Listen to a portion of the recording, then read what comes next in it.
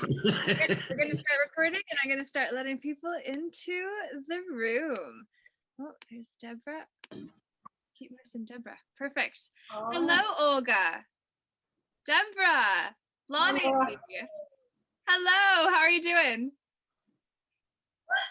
Good. How are you? Yeah, fantastic. Thank you. And so looking forward to this conversation and super thrilled. Got to mention, today is Album 22's launch day.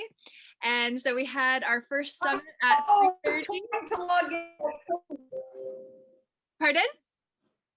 Right on. That's so exciting. Yeah, super exciting. So we had a few of the artists. There were 7 of us on this afternoon, and then we've got another one at 9 o'clock tonight. So we'll have more of our artists coming on and having a conscious conversation like what we're doing here. And what I love about this is, as I always say, is it's an opportunity for warriors to recognize one another. So JC, great to see you here as well today. Again, thank you for joining in.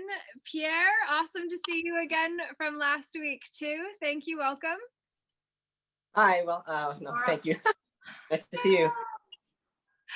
You as well, thank you. Amazing. Okay, and so Deborah's going to be painting while we actually do this, and she's going to participate in the conversation too. All good. I love the creative aspect to how this whole conversation is going to unfold. And I'm so grateful to each of you for showing up today, and then I'm sure a few others will come in as we get into the meeting. And I wanted to introduce you to a very special guest today. Another one this week is Wayne Peters, who actually, he has What's Up Canada, which has been attacked and been taken down. So you're re-strategizing, or not re-strategizing, but restructuring. So Wayne's a really significant Canadian freedom fighter, one who is advocating for us all and doing his best to lead in the way that he feels called, like what we're all doing. So I am really looking forward to this opportunity to introduce him to you, and then to be able to see what organic networking unfolds and what you may be doing that could plug into what he shares about what he's doing. He's been interviewing some incredible people. So Wayne, how's it going? Awesome. Thank you for your kind words. I really think that all I am is a guy that's too stubborn to shut up. And the more people try to shut me up, the more convinced I am I won't shut up. So the fastest way to get me to do something is tell me don't. So there's all kinds of things to keep myself busy with what we're not supposed to do these days. So, I mean, everything that we used to take for granted for normal life, even just a couple of years ago, is don't anymore. So that's really all I'm trying to do, is to keep conversation going, keeping people inspired, cut through the noise of the garbage that's out there in the mainstream media. We do cover a lot of stories on What's Up Canada that are overlooked or shunned by the media. And it's interesting because they absolutely watch everything that our platform does and respond accordingly. By that I mean CBC is probably one of my biggest fans. Well done. Interestingly enough, although they never support what I do, but they always pay attention to what I do. So this is interesting. But I started out a couple of years ago, 3 years ago, in doing this. My background before that was very diverse. I've always been kind of an action guy. Did a stint in the reserves in the military, got out of there, went into fire and rescue, spent 15 years working in fire and rescue. And then I did all kinds of different things, traveled internationally. And along the way, some of my passions and creativity had always been photography and design. I started out doing print design 25 years ago, kind of thing. And when everything started going sideways in Canada, I shut down my business and launched What's Up Canada. And I've really been listening to the people and trying to be an advocate for the people across Canada, trying to eliminate the manufactured splintering of our society, trying to get people to look through the garbage and the baloney to remember humanity and the things that are actually important to us. We're completely being overwhelmed by a world of trauma and fear, and the only way through that at the end of the day is going to be humanity, love, compassion, remembering our community. This is how we break free from all of this. Everything that's happening to us is coming from outside of our nation, and a few small groups of people have been sold out, and they're the ones that are implementing it from the bottom up. So all of the ideology and all of the evil is coming from the top down, but the implementation is coming from the bottom up. So if we can remember and take back control of our own communities, this is how we stop globalism and all of these horrible things that are coming. But first, we've got to do an intervention and stop this vaccine massacre, in my opinion.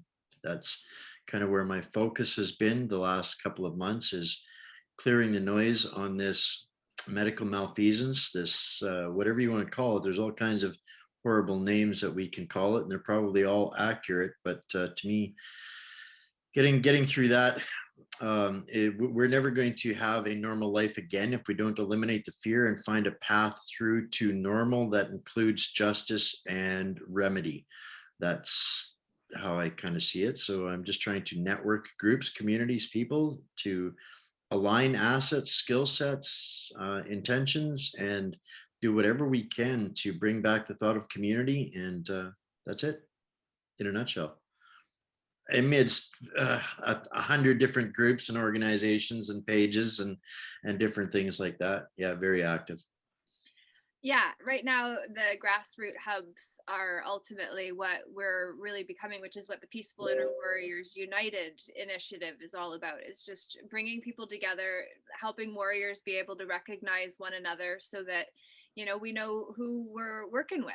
And we also have that understanding of self-responsibility, which is what started these meetings in the first place. Olga had posted on a community chat group that we're on in Telegram about the letters or the notices to the ones who are administering the gene therapy injections and putting them on notice. And then she had shared that. And then with the work that I've been doing with the summons that I'm dealing with, I have been learning about lawful notices and how to stand in common law, and then also so many other things, and even whether that's possible and whether you could do it in the court system. Like I'm not arrested yet, so we're good, and I've got until August 11th, which is when they've adjourned my case for. But like, I'm going through the trenches, and Wayne's in the trenches, you know, we're all in the trenches, and we all know this, and it's just such a blessing to be able to come together and to be able to say, hey, this sounds like something that I've heard of over here that they may be doing, that maybe we could do a collaborative effort on to be able to, you know, just up level one another, because a rising tide lifts all boats, which is part of what excites me so much about album 22. And I've mentioned this to Wayne several times and others on the call, is that if we can truly get singing one song, it's just, if we can really break through and start actually speaking truth, but not just in the way that they've laid it out, but if we can actually harmonize together and to be able to create the narrative that we want to run. And it's just like, we're already being sold the narrative of fear, and we know that, and it's not going to serve us to buy into it, because it's just going to lower our vibration, and that's going to make it so that we're bound to that matrix grid system, compared to if we actually lift our vibration and connect in these conscious opportunities, and then find other opportunities to bridge gaps to then find that, you know, once we actually take God out of the box, which is just words, and then realize we're all talking about the same thing using different words and choosing to be offended because I even dared to say God, for instance, and then just getting upset about all of these boxes, when we just need to drop those walls, let those become the bridges that help us unite humanity.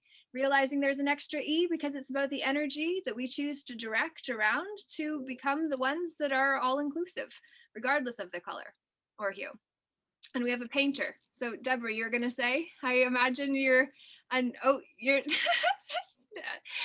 not in this moment, no problem. I love it. But the creator is in the house. So how did that sound to someone who wanted, Wayne, you wanted to say?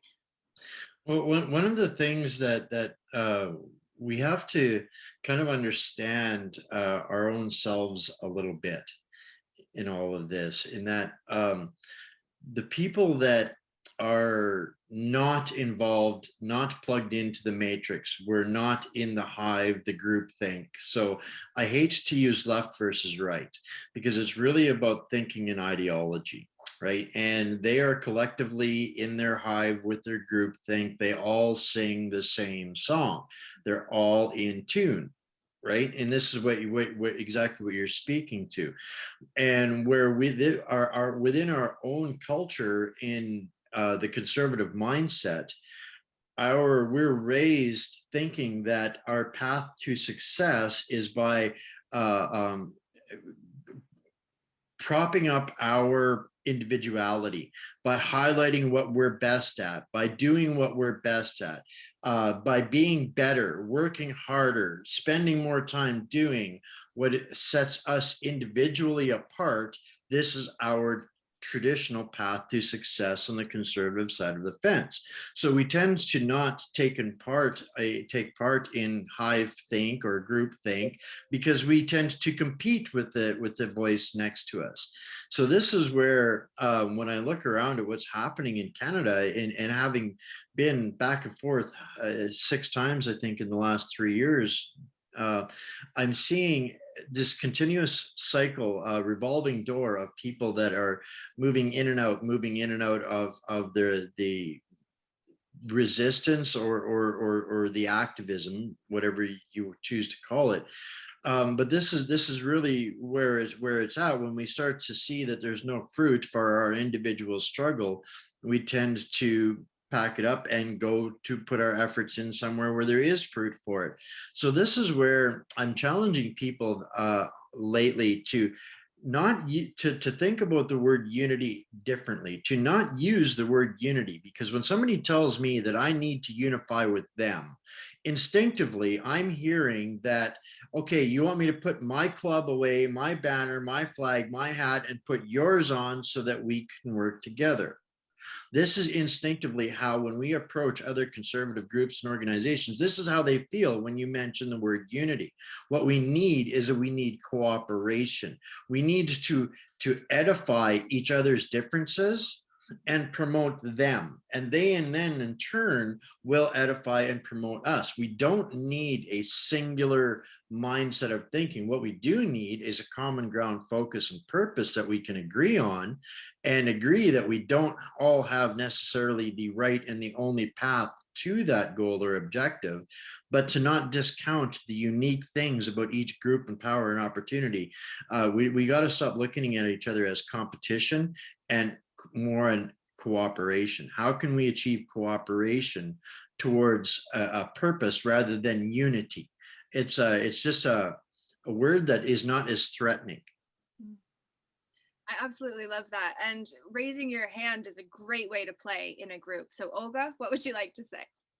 That's me. I will skip that part that I'm approaching 72, but I look like 30.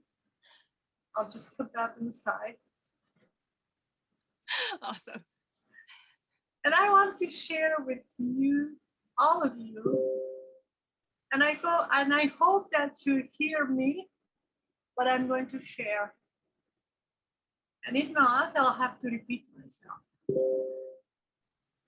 Okay, I work for the group called Life Force.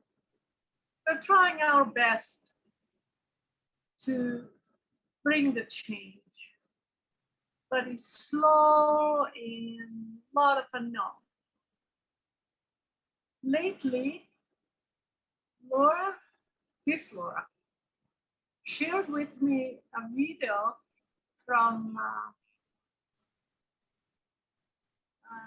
Phoenix. What's her first name? Oh, Jackie Phoenix? Jackie Phoenix. Jackie Phoenix.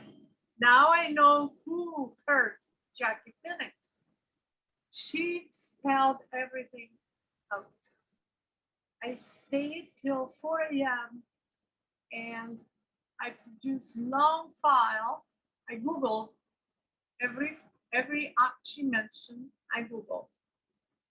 And along the line, I find one more and one more. And I keep adding to my Google documents. Anyways, bottom line, what I learned. We had all the rights that we are looking for right now. We are this cease and desist notices and all that. That's our given right by the first Constitution. The first Constitution. The Parliament is what people want. People elect Parliament to serve them. That's what Queen wants. We reached a point where we have to serve them. Every time taxes are bigger, are greater, there's more money to be spent, more money to be given. No one knows where the money is given, like where the money is spent.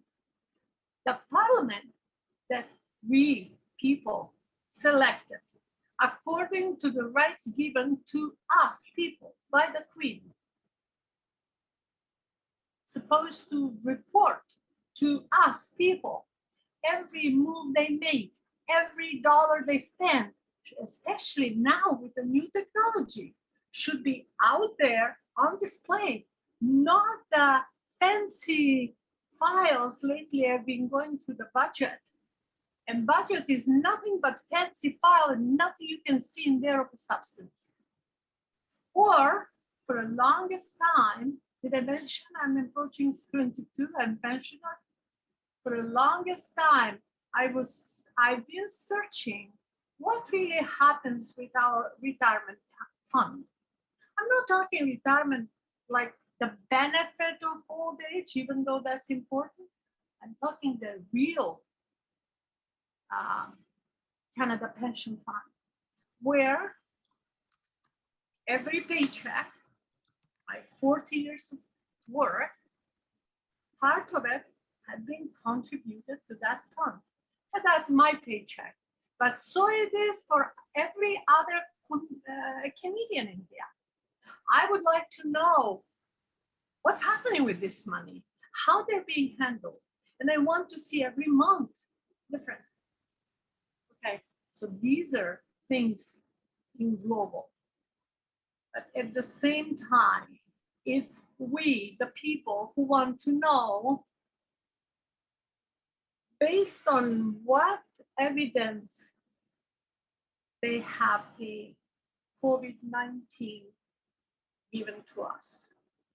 We, the people, need to know why from the beginning, every time our station, whichever you want, global, pick anyone, has huge picture behind with the virus that no one had ever seen, but they want to implant in the heads of our people. So so the fear should start right there, and all these things. I mean, I don't have to talk about it. Everybody here knows about everything. Nothing we are missing. But the point I want to make, that the rights to us Canadian people that have been guaranteed by the Queen with the Constitution, they've been hidden away, they've been suppressed, they're kind of undermined. However, if we go back and learn and start practicing That's where our strength lies. One more thing that I've learned in this process, 87%, and this is about this drip stuff, 87% of in-ground wealth belongs to the queen, therefore belongs to the people, nobody else. So everyone who lives, us Canadian, who lives on this land has the right on that wealth. That's our backup. Mhm.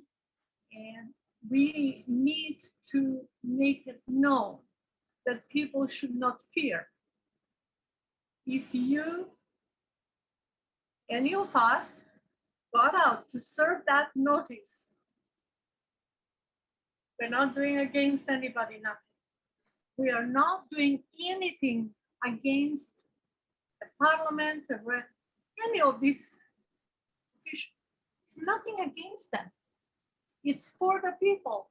It's exercising our given right. Yeah. It is, I yield, I think I've said enough. It's the hierarchy of creation.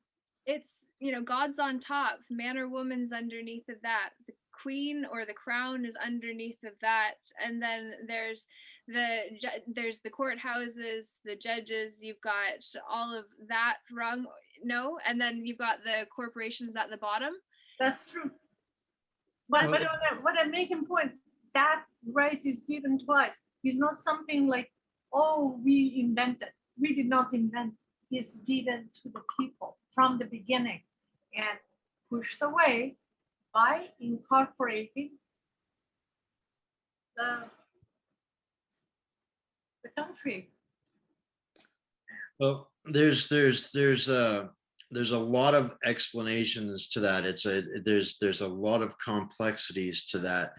And one of the biggest things that has happened, that I've seen this firsthand in the last 3 years, is groups like Jackie Phoenix and others. There are many of them out there. They have some points, they have some information, but they tend to, all of them, gravitate toward cherry picking easy things that suit their objectives.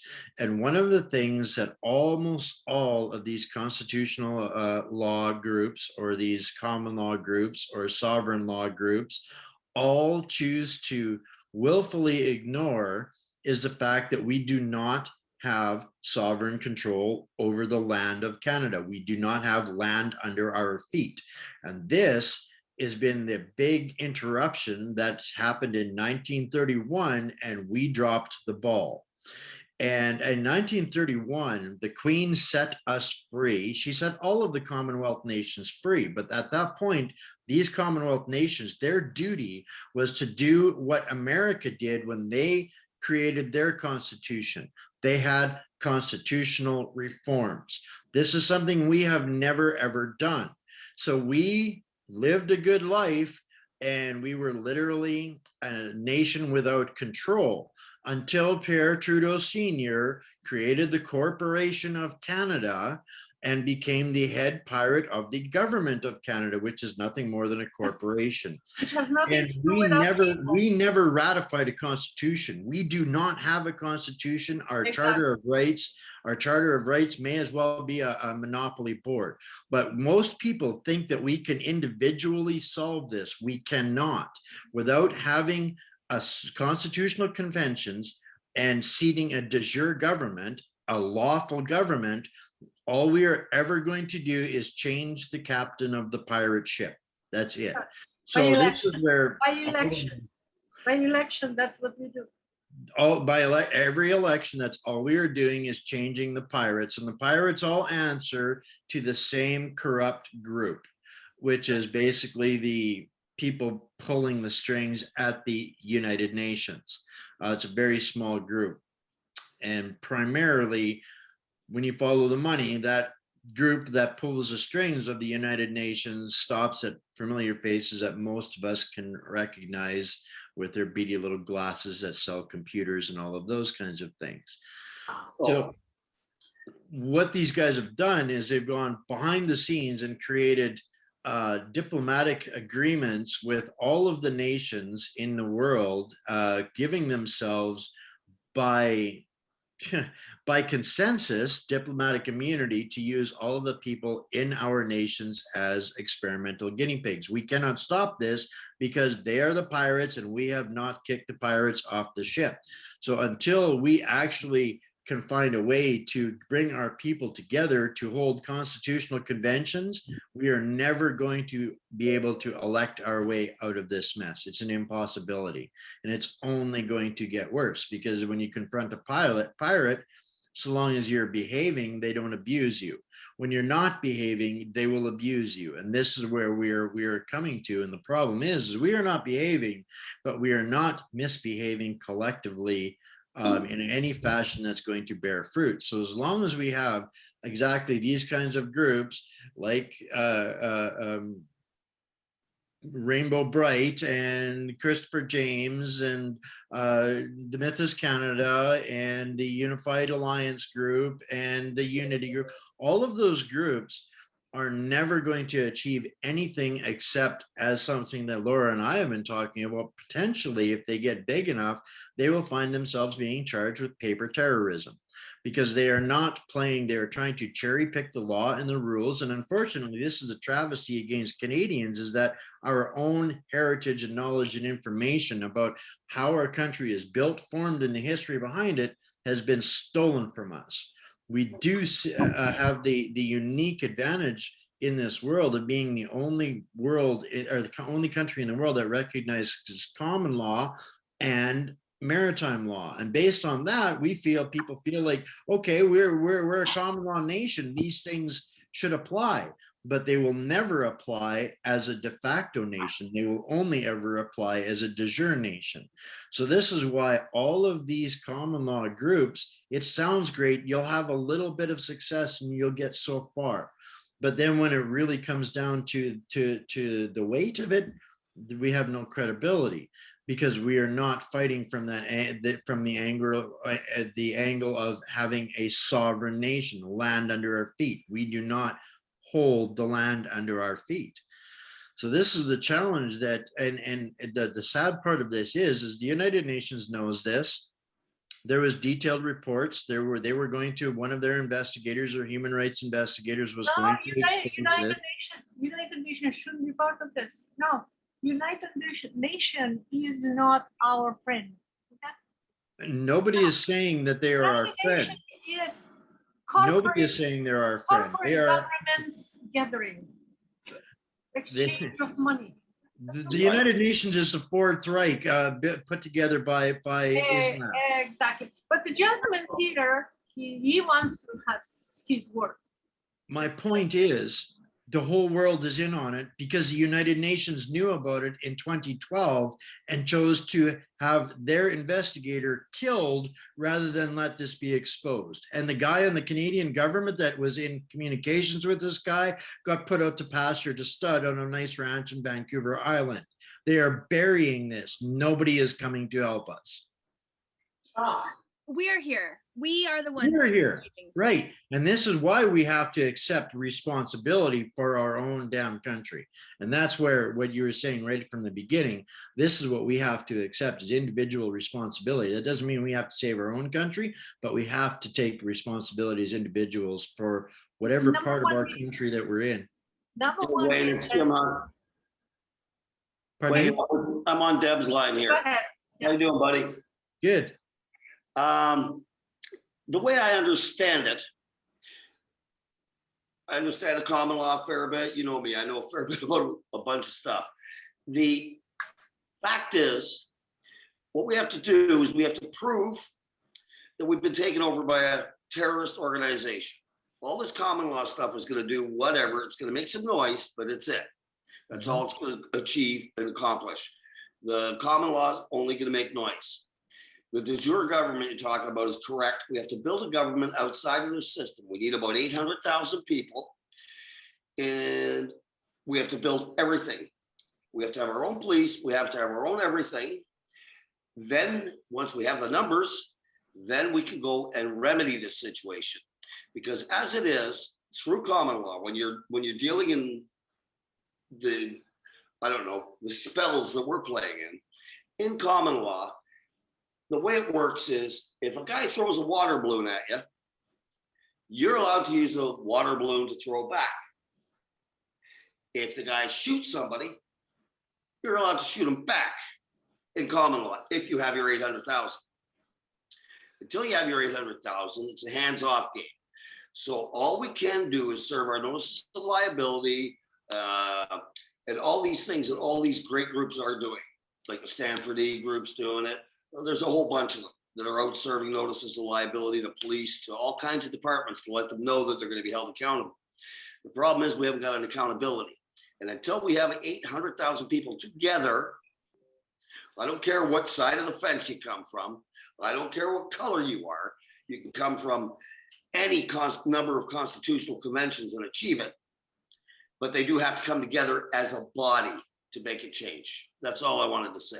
It has to be. Why 800,000? Because I had somebody else say 500,000.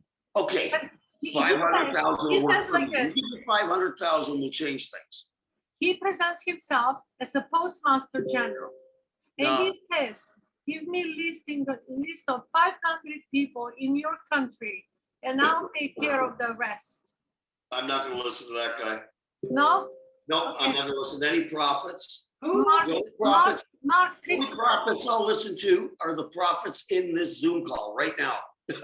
There's a lot of people that are trying to capitalize on the confusion. There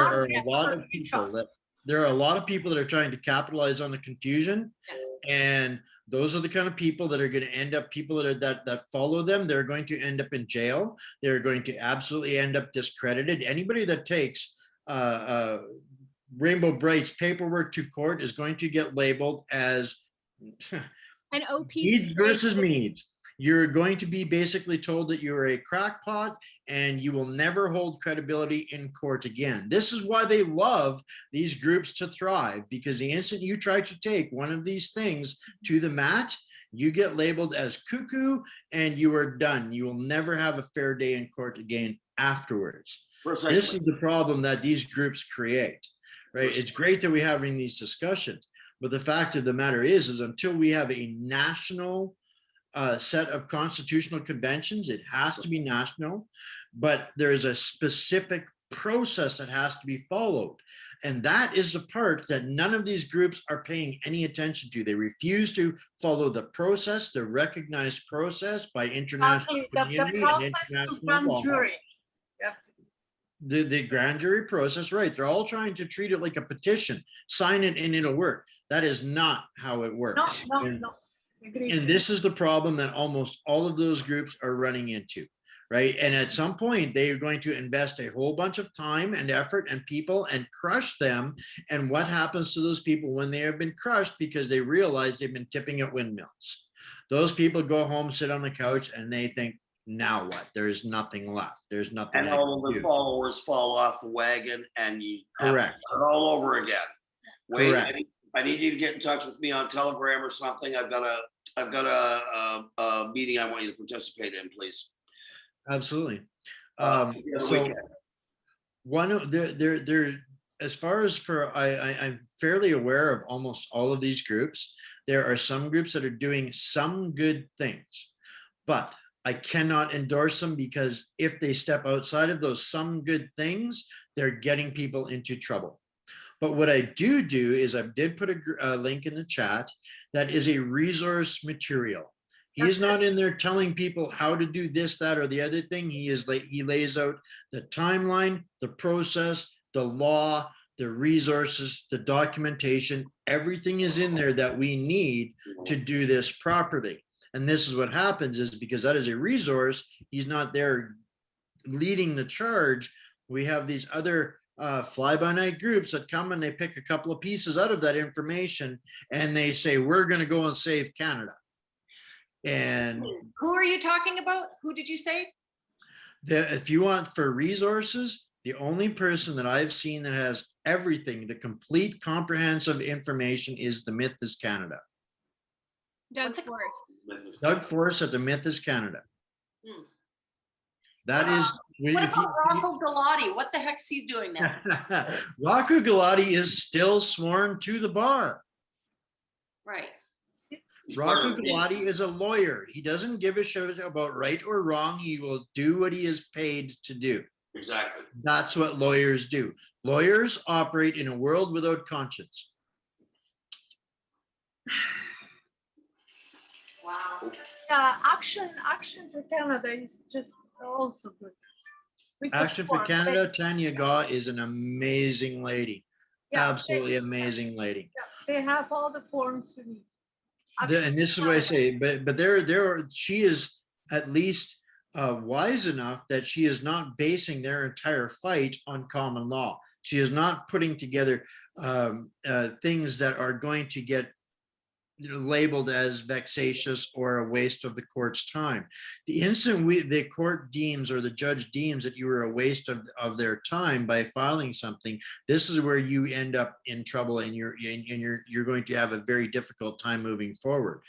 So this is where although some of the fights that Rocco Galati and Tanya Gaw are involved in are not fights that are going to stop anything, they're necessary.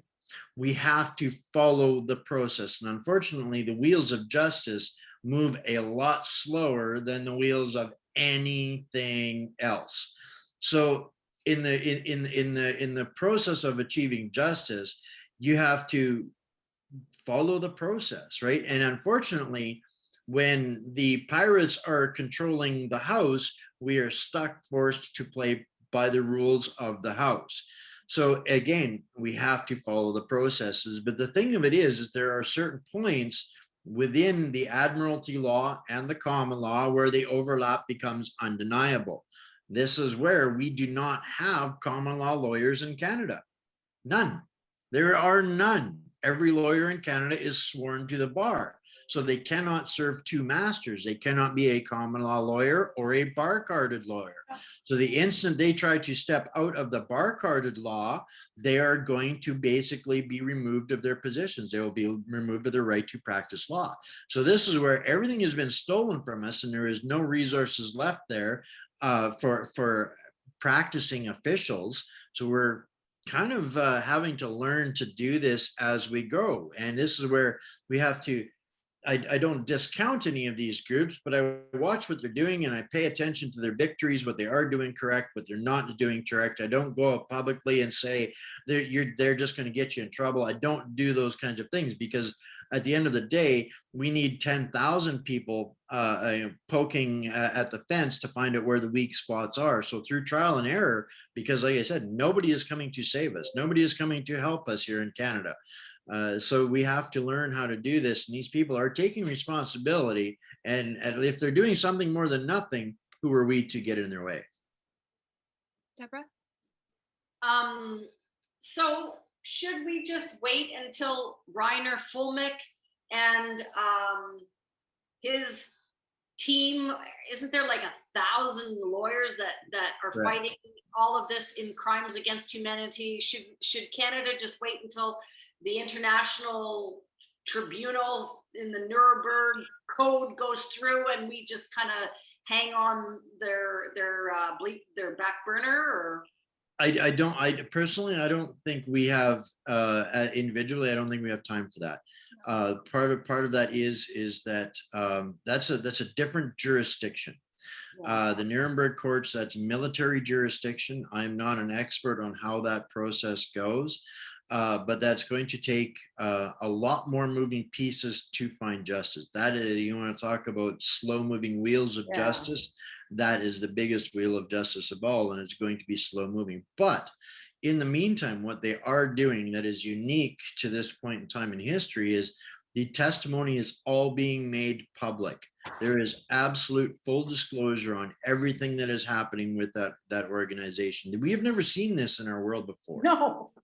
right? So this is where Unprecedented. it behooves us to be to be educated on what is coming as well, so we can be prepared rather than being reactive. Because what I'm seeing here right now is a society that's completely gripped in fear and processing in a state of trauma. Yes. And we've been doing a lot of talking on my show with some experts on trauma, and this is literally it. When we see people walking down the street with their mask on or driving their car on, that is trauma that is doing that. Absolutely. Not common sense or education. That is trauma and fear. So when we look around us in our world and we see all of this and use that as a filter to understand that 95% of the population that we're dealing with is suffering with trauma, and you cannot reason with them from the same state of mind as somebody in this room here, for example, that is not suffering from that trauma. So this is where, if we can have the best information, the best direction, and that understanding, then that helps us, allows us to meet them where they're at. This is how we can bring and rebuild trust and to heal some of this splintering. Perfect example of that is when we went out for lunch today, and the girl's wearing a mask. She's being forced to wear that mask. Instead of asking somebody, why are you wearing that mask? If you appeal to their feeling, you connect with them on an emotional level. Must be killing you to wear that mask. Are they making you do that? You've got an ally. Immediately, you have an ally and a friend. They want to talk to you. They will share the pain that they are suffering. They will not discount you. They will be open to listening to you, engage with them. But if you challenge them, why are you bothering to wear that mask? Don't you know this is fake? If you challenge them on that level, you're going to get the trauma response 100% of the time. Can I just ask a question? Because I don't have children myself, but I know 3 of my friends who are having a great deal of difficulty with their millennial kids who are now in their 20s. And they're really calling their parents unsafe, and you're not following. Like, it just seems like they're so indoctrinated. And we, as an educational system, have not taught them critical thinking skills. Actually, liberal arts, I know as a former teacher, has gone out the window. History, etc., is dead, and they don't know that critical thinking is liberal arts as well. It's not just troubleshooting on the computer, because that's what the curriculum did. It made critical thinking into programming and troubleshooting on the computer, and that's how we evaluated how the kids were doing.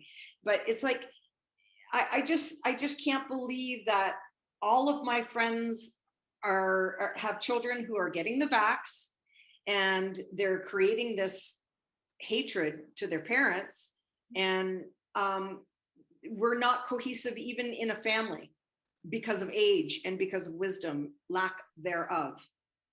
It's basically, unfortunately, it all comes down to the programming. In the instant we can accept that our education systems are not there to educate us in humanity's best interest. They are only there to churn out good, obedient, skilled slaves to whatever the moment of the day needs.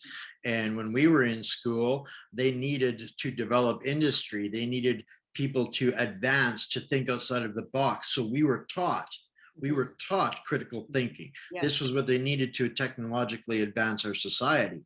Now, they don't want that. So this is all in the programming. So unfortunately, until we start to change the programming, this is going to be a one-on-one battle between in every household and every family, until they get acceptable methods of communication about what is fact and what isn't. But it's going to be very, very hard to break that cognitive dissonance. Yuri Brezhnikov did a series of interviews in the 80s already, telling us exactly how this works. And I mean, this is the hard part for people. In the last 20 years, we've become a society that expects instant gratification. Exactly. It doesn't matter what you want, think, desire, you can have it in a click of a button, right? The problem is, it took us 90 years to get here. We are not going to get instant gratification or instant remedy on this. And people have not, they've got this unrealistic expectation. Complain once and you get results. Say something, write a letter, make a call, you're going to get results. This isn't the case. This is so, I completely lost my train of thought once I got started with it. I was going to say about the dividing and conquering as a war strategy in the family, but then I got sidetracked onto something else. So I just went back to the most familiar idea, which was that one that I had logged a couple of times to try to bring in. But I say that because of that's exactly what's going on with everybody else. And that's where cognitive dissonance comes in. It's just like what we're talking about in this space is a different idea than the mainstream narrative, which has now had a year and a half to be able to perpetuate an idea that is really big and scary, and it's got lots of pictures and lots of colors and lots of details, and they, you know, don't tell you where it even comes from because they haven't ever isolated that, which then makes it even more uncertain and even more scary, which then makes it that idea that is like Stockholm syndrome, where the, you know, the abused one is in love with the abuser. And so we really have to understand that divide and conquer is the war strategy, and there are generations of difference between us, and there is a different lack of or excessive amounts of awareness. And what I believe that we really need to be doing as part of what I said in the beginning in terms of dropping the walls on all of the BS belief systems that has previously kept us feeling safely separate from one another, is to recognize we have to get back to love being the answer, which is why that has been culturally bred out of our conditioning. I absolutely love what you said, Wayne, about the indoctrination system being the training as to what that generation would be needing to provide socially. And because everything's already been done now, so to speak, not actually, there's still lots to be done. And yet, because what is required in order to get to this place is no longer requiring those advancements beyond the technological programs that will make it like the matrix system, where there's a level of crazy that we can't even bring into this conversation right now. That's what these kids are not, I shouldn't say kids, because that's baby goats, and we need to even correct that vernacular in terms of that general inbred association with Luciferianism and Satanism and crazy stuff that is ultimately what is behind all of these agendas. And if we actually can figure out how to do it in our own families, like we were born into the families that we were born into because of their ability to give us what we needed, or their ability not to give it to us, because, you know, sometimes getting what you want is actually the worst thing that could possibly happen. So it's just like we were born to families that had the ability to love us or not love us to the exact measure that our soul needed to be able to expand, to be ready for this moment in history. And it's like right now, we've all been carrying all of that BS as baggage with us to this train station. And it's just like we've been going through all of these different gates to get to the next gate, to get to the next gate. And it's like they took some bags and they took some packages and they took some things. But it's like we're still getting rid of our stuff, and we're still trying to bring other stuff with us, and we're trying to figure out how to build other stuff. And I feel like we need to not actually put the pressure on us to build the stuff, because we're not the ones that are going to fully enjoy that for as long as the next generation that have no voice are, if we don't bring them into that process and condition them in a productive way. And, you know, there's MK Ultra. Wayne, you could speak into this further, which would be very interesting for everybody on the call, about MK Ultra and that program being even more intense here in Canada. And we can see that, and we wonder why our situation is different from the rest of the world's, from what we're hearing. And that's a big answer, but we can actually use that same level of NLP, neuro-linguistic programming, to program ourselves, which is what needs to happen first and foremost, because if we got stinking thinking, then everything smells. But if we can shift ourselves, you're going to say? You're opening up a lot of really big boxes there. Often do. It's like Christmas every day. Well, and it's interesting. So many of those things are directly connected. NLP, neuro-linguistics programming, is a direct product of the research done by MK Ultra. What we are seeing right now across our country is absolutely massive amounts. This propaganda that we're facing and we're enduring is all neuro-linguistics programming. And what this is all destined or organized to do is the previous generations. We grew up believing in infinite possibility because our Lord gave us everything that we needed to have everything that we wanted to have the opportunity to do what we dreamed of. This is where the disconnect has started to happen. They have been, and this is all literally boils down to the lowest common denominator, the elimination of God and the replacement of our faith with the government. They have, when we were brought up, we were, could not wait for graduation because the world was wide open. We were going to be able to do everything that we dreamed of doing.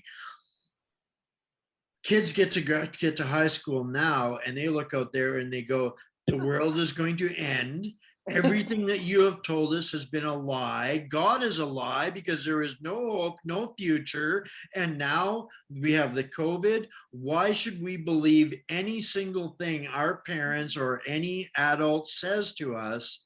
And this is all being done to splinter and divide our faith and to take their hope and future away from them. So it's almost impossible for us to one at a time, and especially within our own family, because the kids have been brought up that their patriarch, their matriarch are the ones that they give them the wisdom and the counsel, when what they say teach them that the world is infinite, God and love is going to help us and save the world, and they look around them and they go, yeah, you're full of shit, Mom.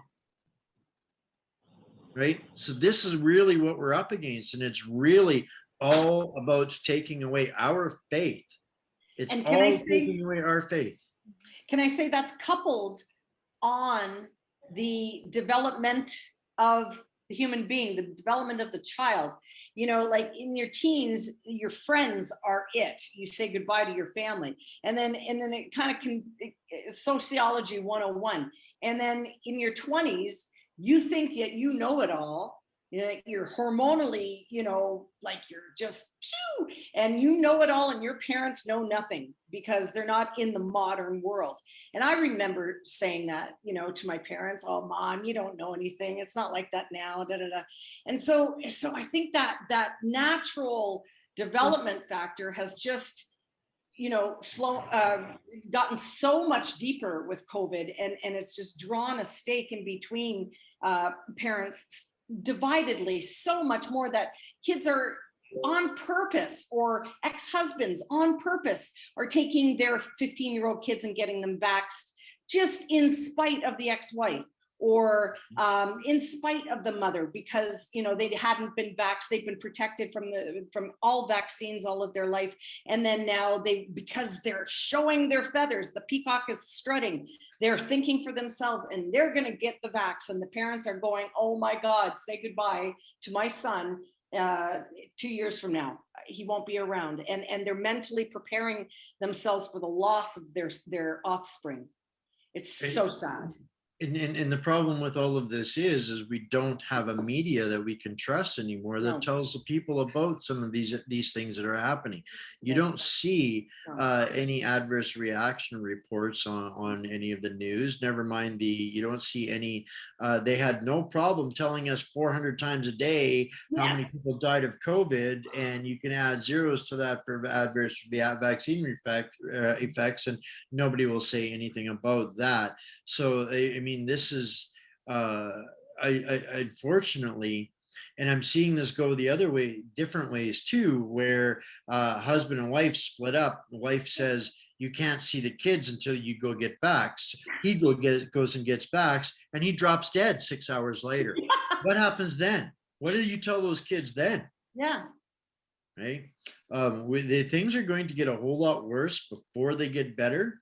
the system, the insanity that we're enduring is unsustainable. There is no way this insanity can continue.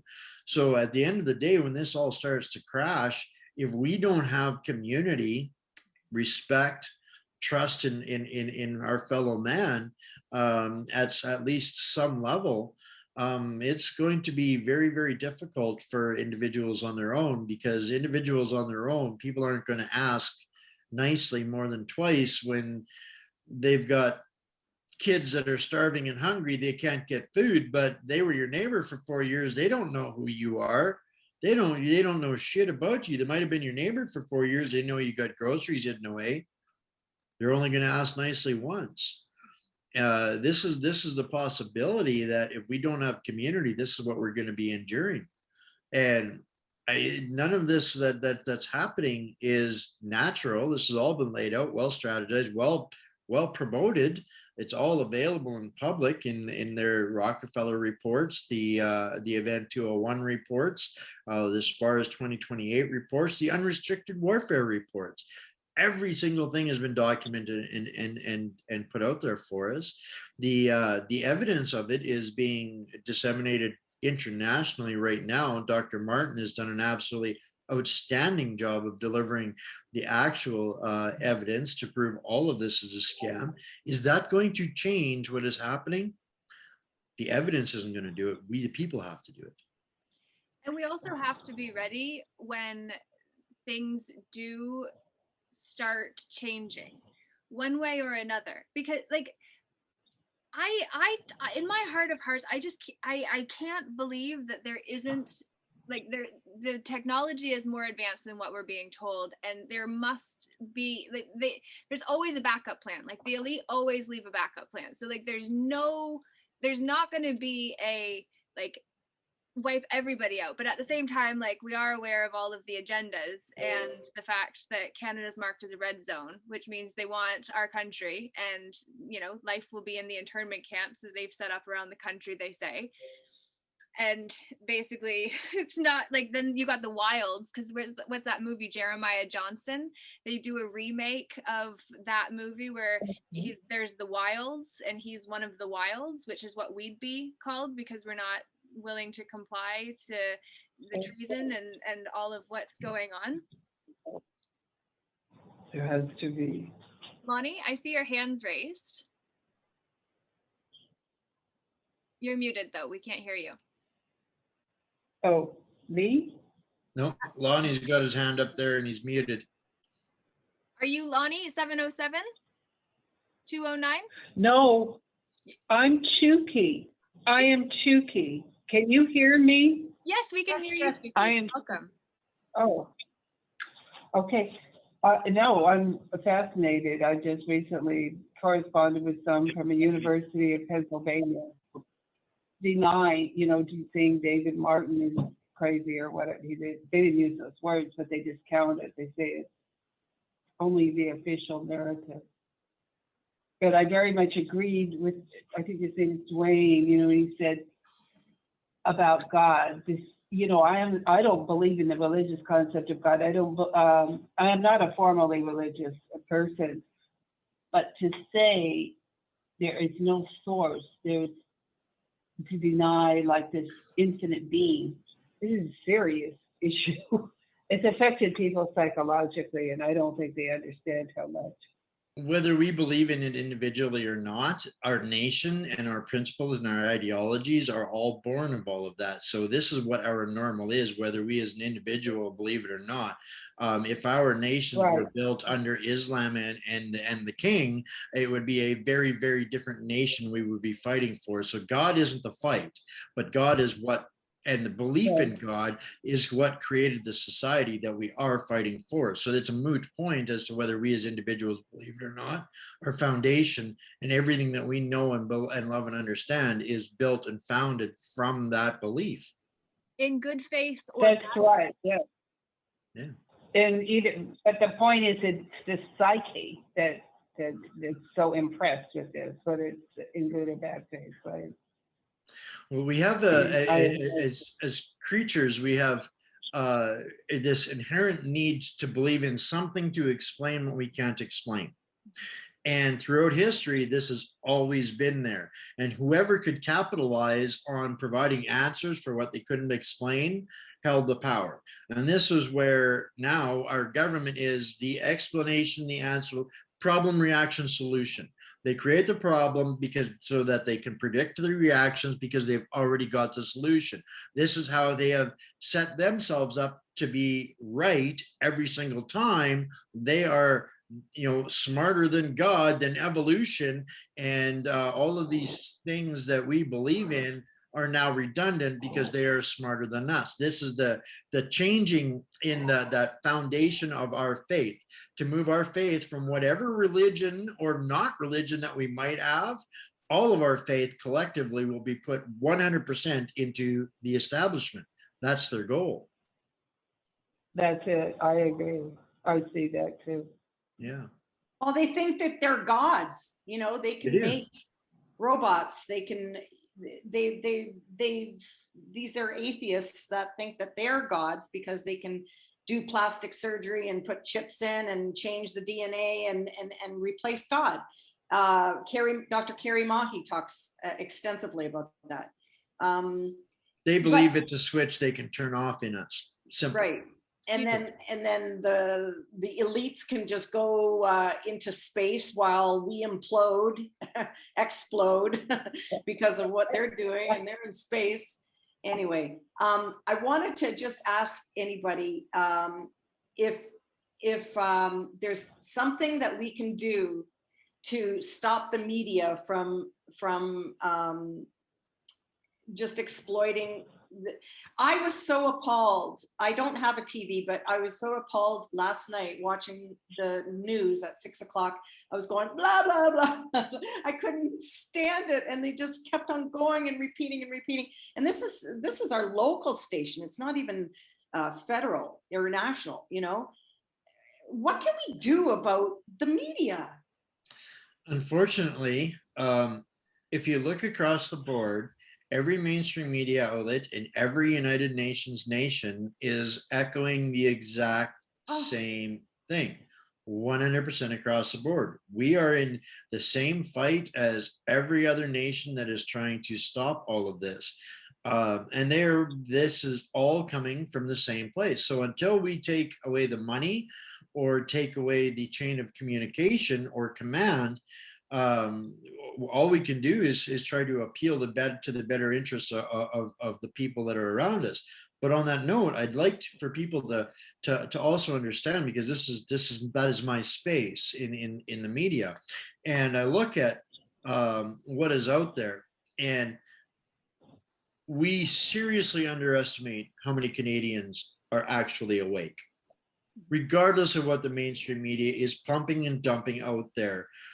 We are far, far more awake than what they believe. Now, when I look at their social media analytics, how many people they reach, how many people comment, how many people share their stuff, they have 1.6 million followers on their Facebook page. I outreach them with 20,000 followers. So how much damage are they actually doing to the people that are awake? Absolutely, the Jim Jones chronics are going to need their Kool-Aid fix, and they are always going to need that Kool-Aid fix.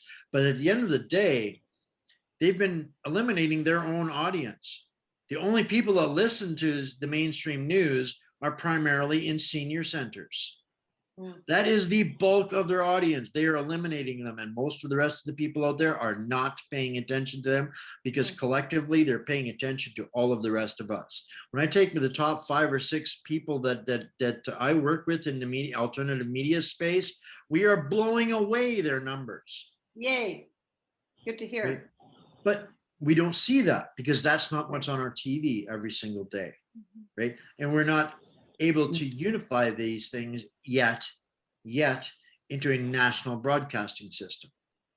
We can't counter these guys yet, but we don't have a $2.6 billion a year budget. I have like an $800 a month budget, and my survival is included in that. So these are the things that we're up against, right? But doing it grassroots, neighbor by neighbor, driving down the road, community by community, bridging the communities with the neighboring communities. This is exactly why they wanted us locked down, because that's the last thing in the world they want us to do.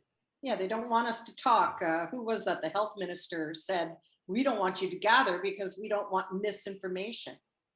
Yes. Yeah. Yeah. Where? There's one person in here, we never heard him. Lonnie, Can we hear Pierre? I just got a text from Lonnie that the wave on there was an accident. He doesn't know how to undo it. oh, got it. We want to Okay. hear Pierre. That's so funny.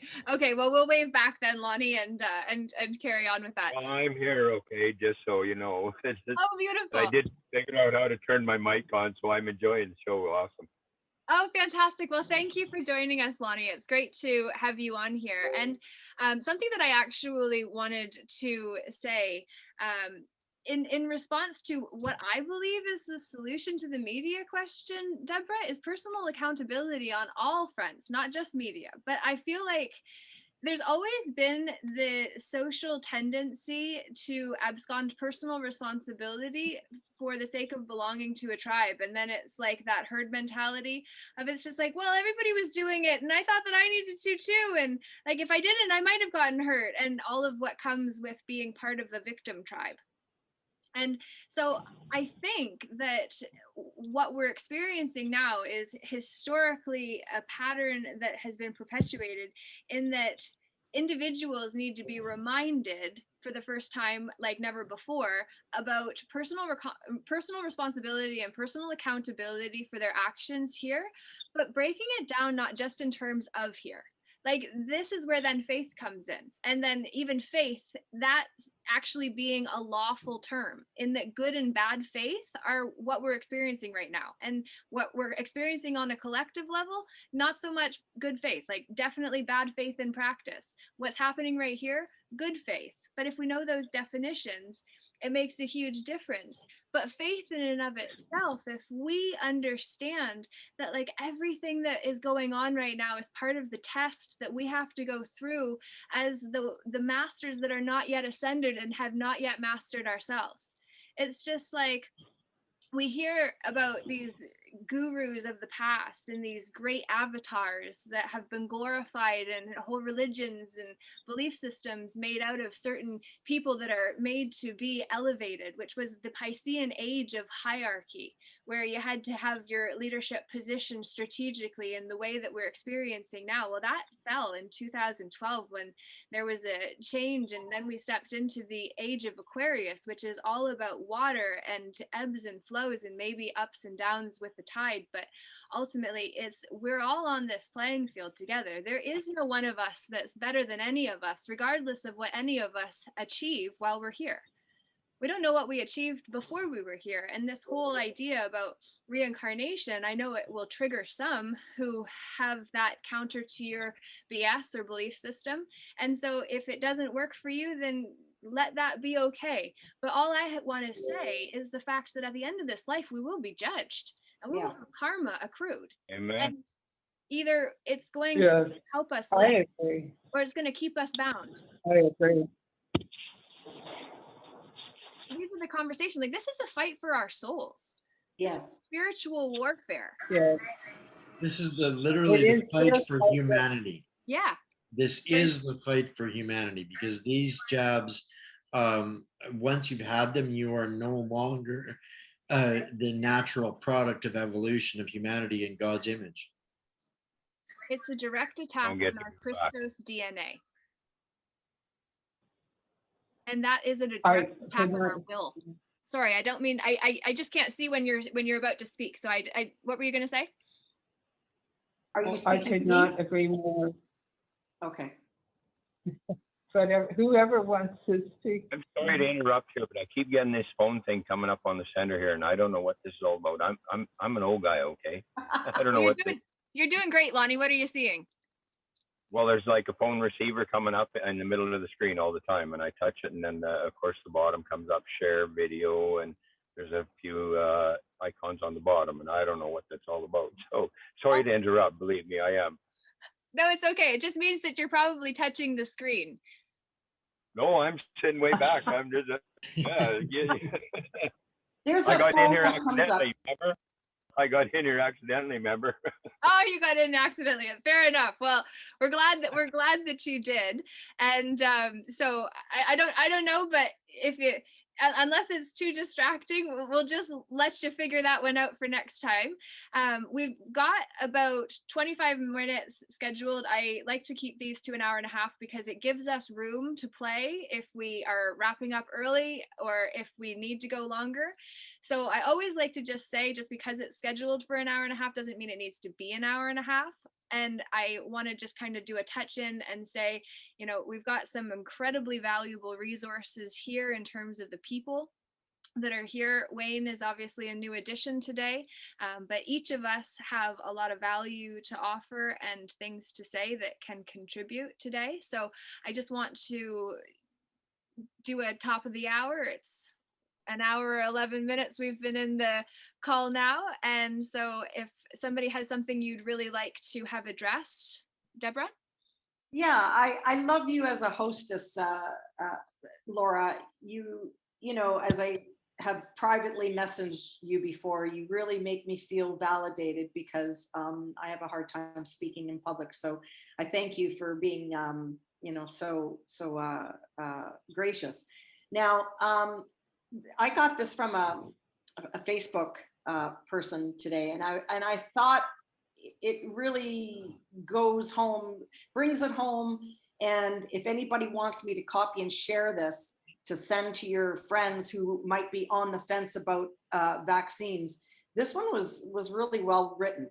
Out of all the vaccines I've had in my life, tetanus, smallpox, measles, polio, meningitis, TB, etc., I have never seen so much wishy-washiness over a vaccine that says I have to wear a mask and socially distance even when fully vaccinated. That I could still contract or spread the virus even when fully vaccinated. Never been bribed by establishments to take the vaccine in order to win a car and cash prizes. I was never judged if I didn't take it. I was never discriminated for travel or other regular services. The vaccines I listed above never told me I was a bad person for not taking it or taking it for that matter. I have never seen a vaccine that threatened the relationship between a family member and or a close friend. Never seen it used for political gain. Never seen it used to persuade kids in favor of free ice cream. I never seen a worry about mix or matching, and yet told it's okay to do it one day and then told the next day not to do it. You know, Pfizer, Moderna, let's mix those up. Oh, let's add to the complicated science already that we have already. I have never seen a vaccine threaten someone's livelihood, job, school, etc. I have never seen a vaccine that allows a 12-year-old's consent supersede his or her parents' consent. That one alone blows me away. Yeah, I can't believe that they're taking it out of the parents' hands and letting kids decide. So after all I have said, can someone tell me on how on God's green earth I am a conspiracy theorist, uneducated, not researched, not following the science, for not willing to take this vaccine until the clinical trials are over at least 2 years from now? Now, I think that author's just placating the reader there. Finally, after all the vaccines or shots I listed above, I have never seen a vaccine like this one that discriminates, divides, and judges a society such as this one. This is one powerful vaccine. It does all these things that I mentioned, and yet it doesn't do what all the other vaccines or shots that I mentioned earlier were designed to do, and successfully achieved, I might add. Well, yes and no.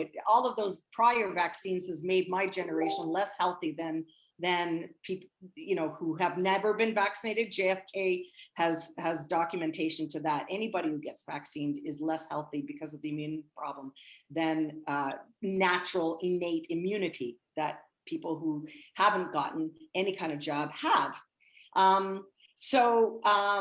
which is to fight COVID, is what she's saying, is that's the reason for this vaccine. Not, so yeah, by the way, she says, I'm not an anti-vax. I have all my vaccines, but this one. But, you know, like, this is the level that people are still, you know, trying to work through. And I thought that was good because, you know, he or she, the author, is just trying to expose, look at all the corruption, look at the bribery. Just the bribery alone would make me tell them to F off. The census, I'm telling them to F off. Like, leave me alone. Like, you know, I just want out of the matrix so bad. What's your thoughts on that, people? There's no running. There's no running until we remake it. So we got to do it from inside it, which is not easy, but we can certainly do it. I wanted to actually make sure that before the end of this, Wayne, you mentioned ethics over fear. And you mentioned about the interviews that you've been doing with the doctors. So Wayne was actually the host for the meeting where Dr. Bridle from the University of Guelph was interviewed, who has gone under massive attack for being willing to speak out and to save his soul at the expense of potentially helping others as well, or not at the expense of, but in the name of doing that. And so, yeah, if you want to speak into some of the ethics over fear stuff, that would be helpful. I was very, very blessed to have the opportunity to do an entire series of interviews with some of the top virologists, immunologists, pathologists, the top scientists in the industry. I think I'm up to about 14 of those different interviews now. And these are the guys that have been the head of the pile as far as for developing vaccines in Canada, doing the research. There's labs named after these people. And these are the people that are out there saying, no, don't do this. No, don't do this. No, don't do this. And have been for months now. So when I started to do some interviews with some of these doctors, these are guys on the public payroll. Our tax dollars are paying for the science and the development that these guys are doing. And they are saying, what are you doing? Stop, right? So to me, that was very significant. So I started to run with that. And it really turned into something international, literally overnight, which prompted me to launch a task force called Ethics Over Fear, which is being assembled as an independent civilian governing body to hold to account medicine, media, and the establishment on different levels. So we've been assembling doctors, lawyers, media personalities, therapists, practitioners from nearly every discipline. And it's kind of it's a large umbrella, but it kind of has two main purposes. Number one is to create an intervention. We need to stick a big stick in the front wheel of this bicycle called the UN agenda right now. So we're working together with dozens of people now on different ways, thinking outside of the box, in gaining opportunities to bear fruit for the people. So this is one thing that where we've teamed up medical experts and professionals with legal investigators, this kinds of thing. Now the idea is we can put public pressure on and also have direct access to national media through the New Media Coalition that we've also assembled behind the scenes of this task force group. So when the task force does something, it will be immediately disseminated to the alternative media platforms across the country, and we can bring the public into the fight and all of that. But at the end of the day, we know that we are red pilling a lot of people. And we also know that we cannot provide a soft landing for the entire population, but we are also assembling people that do have heads on their shoulders and that can help. Medical experts as far as for homeopathy, doctors, trauma experts, ethics counselors. These are the kinds of people that we're assembling so that we're we're a small group. We can't be everything and everybody, but we can help people find the resources that will help them. So this is kind of the point and purpose of Ethics Over Fear, is to give people teeth in an independent body and to show people a path through to a better normal, because I am not going for their new normal. No. So that's kind of what the foundation of Ethics Over Fear is. And it's been a real blessing with some of the people that are getting involved with that. So very exciting. We're getting some actions coming close, developing some boilerplate templates that are going to make fighting back on some of these things much easier. And rather than trying to raise $1 million and the top lawyer in the country to put a constitutional battle that'll take 10 years to go down the road, we've discovered other methods where, for example, in Canada, most people don't realize that malfeasance also comes with a criminal sentence in Canada.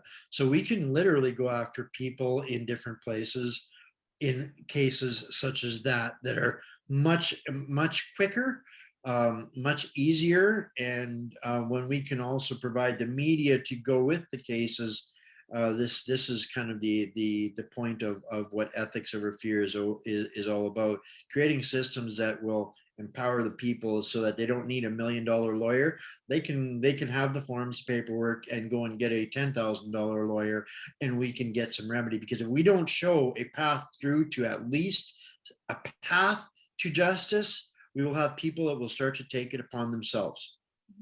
Then we have a problem. If that starts to happen, and it's going to happen, if we keep seeing everybody getting silenced, no victories, no justice anywhere, somewhere there's going to be a dad that lost his teenage daughter to a vaccine that is going to go and hunt himself a doctor. That's what's going to happen if we do not provide at least a path or a direction for people. So that's one of the big things that we're trying to keep in mind with the Ethics Over Fear task force. The amazing thing is that we have community like we do here with the people that have come. So I'm aware we've got 15 more minutes to kind of get out anything that would be most beneficial. We will come back again next Thursday. Everyone, Wayne, yourself included, obviously, are more than welcome to come back again, 5:55 Eastern Standard Time, with the intention for these meetings to really be that platform where we can come as leaders of ourselves, understanding that personal responsibility, we're asking it of the ones that have the positions to be able to make change happen. And we also have to understand that we have that personal responsibility. We're demonstrating that because we've actually shown up, we've got ourselves in the room, we're doing our best to find the answers and connect with the people. So we're doing our best. So celebrating each of us, pat ourselves on the back truly, because we're doing more than some, and we're all paying in our own way for the choice to be different. And so keep ourselves strong, and recognize that it is not just a mental war, it's not just a physical war, it's a psychological and spiritual war that we're ultimately fighting, and it's so much bigger than we could possibly understand. But it's been truly a pleasure to be able to connect with everyone tonight. Was there anything somebody wanted to make sure got included in today based on what's already come up today?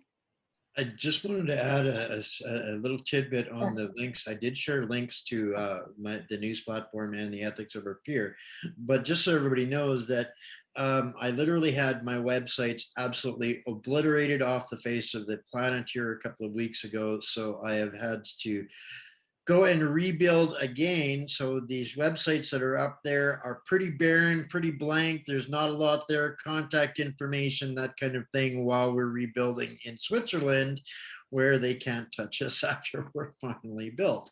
So we learned something out of that all, is that, in Switzerland, even our own Canadian censorship can't touch us. So learning curves, but yeah, so you can reach out to us through those platforms. so glad those are available.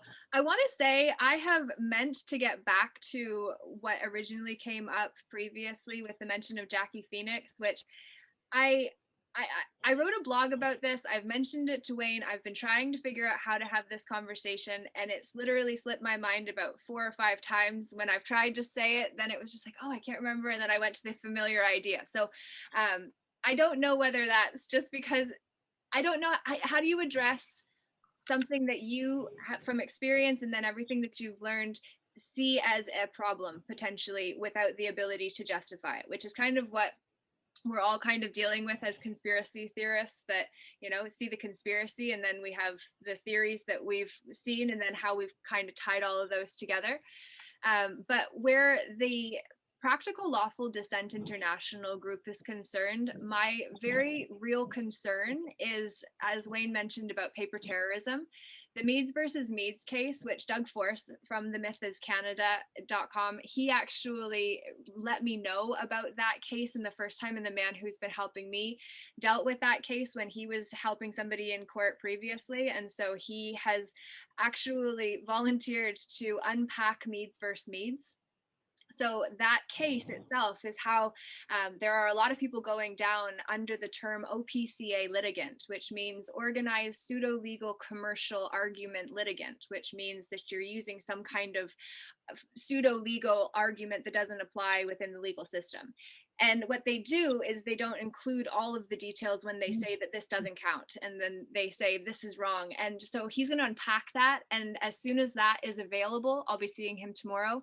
I'll let you know once I'll be able to share that. And we all need to be aware of that because, for instance, with the Practical Lawful Dissent International group, there's a 5-notice process after you've submitted your oath of allegiance to the barons, and then you send that to the COPS courts and councils. Well, if you actually follow the process, that's 15 different notice packages that are going out to COPS courts, councils, at least, plus then if you're putting anyone else on notice or if you get in any other issues, right? That's a whole lot of paperwork, which is where the paper terrorism piece came in. And the fact that they're not acknowledging what's actually coming in. And because the man that's been helping me went over some of these documents, there's more than one jurisdiction on them, which is a problem too, because then it opens up the whole jurisdiction. If there's even just one word mentioned from one jurisdiction that you weren't actually including, suddenly it's included, and then all of their legalese is applicable and relevant, and they can draw on any of it. And because we're ignorant, not understanding, then we can't access the same that they can, which is where it then puts us at a disadvantage. And in law, land, air, and water, you know, if you're using one argument, then you've still got a judge in the other 2 jurisdictions. So we don't need to go into that specifically right now, but that's where this whole common law argument comes in. As you know, you can't win at common law alone when it's law, which is all 3 jurisdictions. And then when you actually bring God into the picture, which is where time and space collapsed, that's where laws come from. You were going to say, Wayne? This is exactly where jurisdictions. I honestly, I encourage people to stay out of that realm if they don't know enough about it, because, as you said, jurisdictions are everything, and what one sentence means in one jurisdiction means something completely different in a different jurisdiction, right? And so most of us have absolutely near zero understanding of how to use these between the jurisdictions. But one of the things that I haven't seen between any of these lawful groups or common law groups is any one of them going back to the examples in history and pulling out of those how they got their sovereign nation status. Nobody is doing that. This has been a set precedent and process for hundreds of years, and not one of these groups is referencing or referring any of those kinds of processes. The American Constitution was done that way. I have never heard a single one of these lawful groups discussing how the American Constitution was created. Not ever, right? So they're pulling stuff willy-nilly out of the air, and people are going to end up getting hurt by it. And this is my hesitation with all of it. It's not that I'm against any of this, but I'm against people hurting themselves because of the lack of due diligence of self-anointed leaders. And this is a real problem. Which that and that's even the piece where, like, I commend Jackie for what she's doing, and I only say this because I hosted 12 summits for that group. So she's the only connection that I have to the OPCA litigants kind of movement. But she took over from David Robinson, who died. So, like, she didn't. She started that on her own in Red Deer, Alberta, and I sat with her for hours, a couple of times, until I realized, whoa, you are going to get people hurt. And I ran like the wind and spent the next 3 months being under siege by her. Right, I forgot that part of the story. So yeah, so she was getting counsel from him. She didn't take over nothing. She started that on her own in Alberta. And I don't know about the international group, if she's got anything to do with that. But she burned a lot of bridges early on with that. And yeah, it didn't do her any favors. But I mean, and it's like you said, I mean, she did do some good stuff. She did uncover some stuff, but then ego got in the way, and there's some alcohol issues in there too. And I will not work with anybody when I show up at 10 o'clock to do an interview and they are falling down drunk. I don't give a shit who you are. I'm out the door. Those kind of people, we have to guard our people from. And I don't say that to denigrate her, but I protect my people from Jackie Phoenix. Well, I didn't mean for that to go down the way it happened, but at the same time, that's truth. We need truth. This is the when we do go into a situation where you find information, and I was in a relationship with one of the faculty members in the John Maxwell team for 4 years, and so I saw a lot of behind the scenes stuff, but you don't talk about any of that. And then it's like, even with my own engagement, when drama got involved as to the reason I left the movement, I didn't know how to even talk about it, because I certainly don't want to take anyone off of the movement. And I don't want to dissuade anyone from actually advocating and speaking out. But the problem is that when redress day comes and everybody overtakes these government buildings and goes with their paper and coffee cups, like what they're being told to do, to take over these government buildings, there's going to be a lot of our activists, people that are willing to do something if they know what to do, that get locked up and then have their mental health questioned under the Mental Health Act, and then get deemed an OPCA litigant because of all of the submissions that they've sent in for Article 61 of the 1215 Magna Carta, which is said to be the People's Protection Clause that was evoked March 23rd of 2001. Mm-hmm.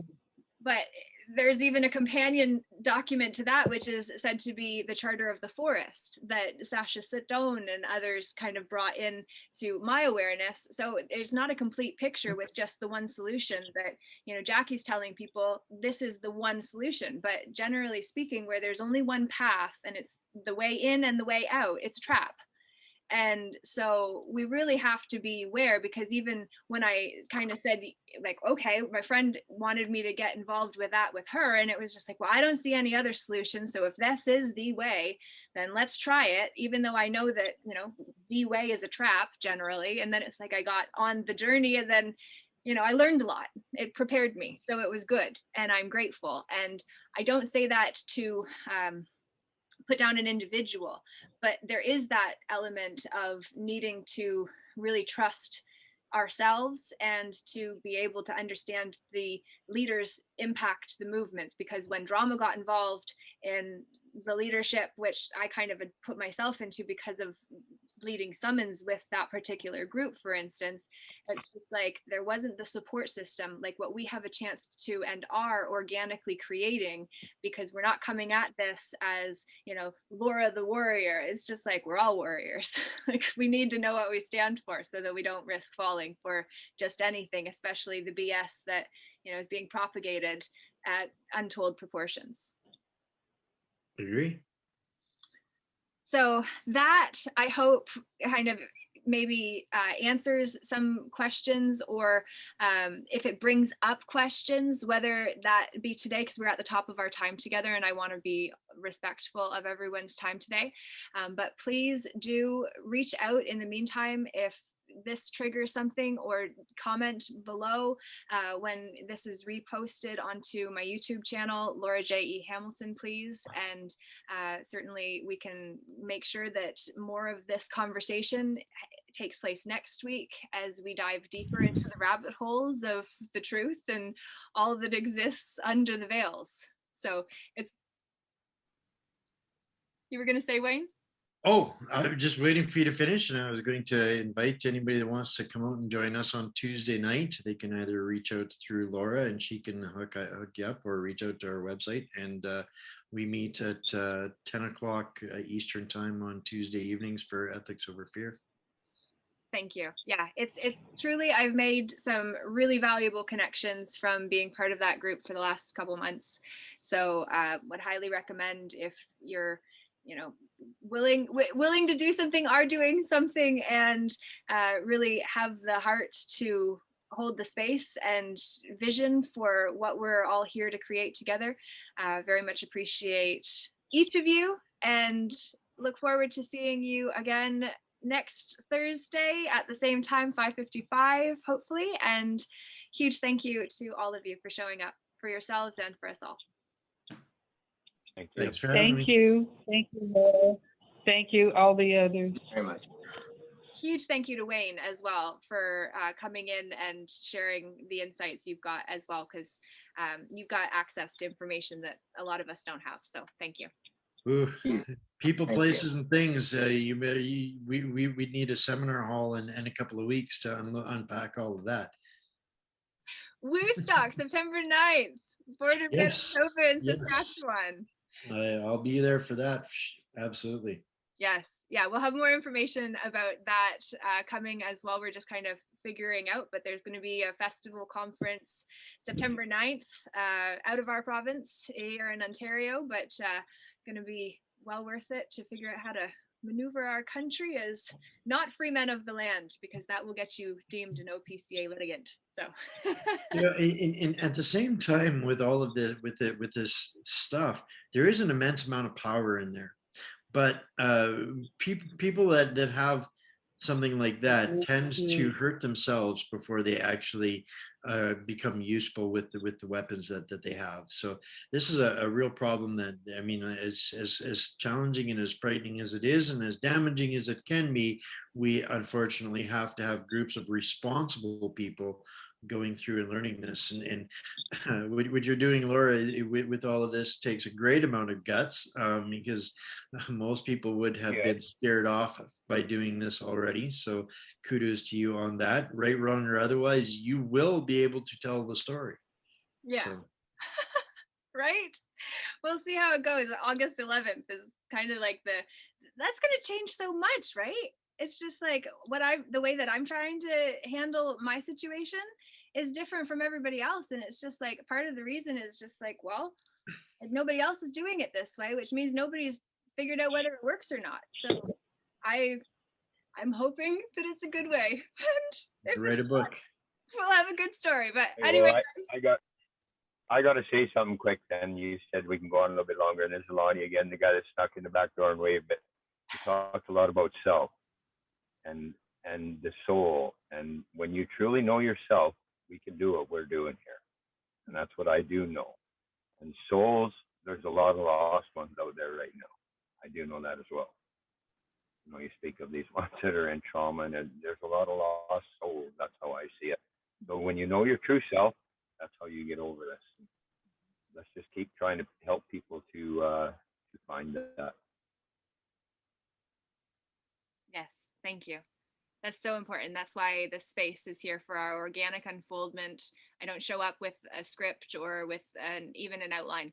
It's who shows up is what directs the direction of the call. So thank you for being part of our flow tonight, and y'all have an amazing rest of your night. If you wanted to come at 8 o'clock, I am reading The Human Aura by Katumi. So reading chapters 3 and 4, if anyone interested. Last week I read 1 and 2. So you're welcome to come on that journey with me. And Album 22 launched today. Album22.com is the address for that if you want some good tunes that are high vibing, conscious collaboration. So thank you.